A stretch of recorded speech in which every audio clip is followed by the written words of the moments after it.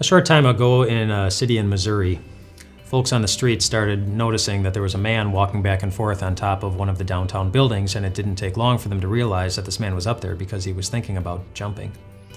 And so a crowd started gathering on the ground trying to encourage him to come down safely. They were shouting words of encouragement, and they did this for a long time. He stayed up there through the entire day and into the evening, but in the evening, the crowd began to wonder if he was listening or even hearing what they were saying, so they started to make large signs that had just encouraging notes on them. Notes like, "You're not alone," and "I've been there too," and "You are valuable," or "You are loved." And it worked. The man eventually came down safely. And what a cool thing for those strangers to do, to cancel whatever else they had going on that day just to spend time with this one man who was needy. But that can also be kind of exhausting, especially if it happens on a regular basis, investing our time in the lives of those who are needy, who don't necessarily fill your heart with life and energy, but sometimes suck the life right out of your heart as they demand your time and your attention and your energy, and sometimes giving you no indication that your investment in their life is making any kind of difference. Those are the times when it can be hard to keep trying and keep going. And Jesus knows that better than anyone.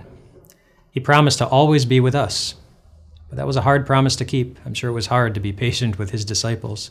It was certainly hard to hang on a cross and be whipped and beaten, but he did, simply because he promised that he would.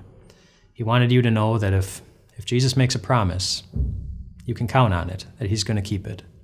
And so as you think of those who are needy in your life, those who need your time and attention, as you think of all the hard work that you must invest in their lives to be there for them, hear this promise from Jesus in 1 Corinthians 15 to remind you that your hard work is always going to be worth it.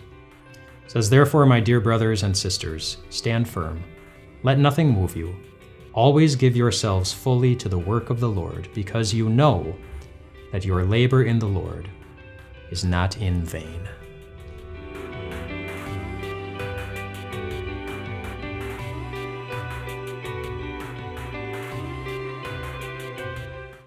Hey friends, thanks for watching the videos. If you want more videos, just click here to subscribe, and if you do, God's going to fill you with all sorts of wonderful things that are going to give you strength as you go through life.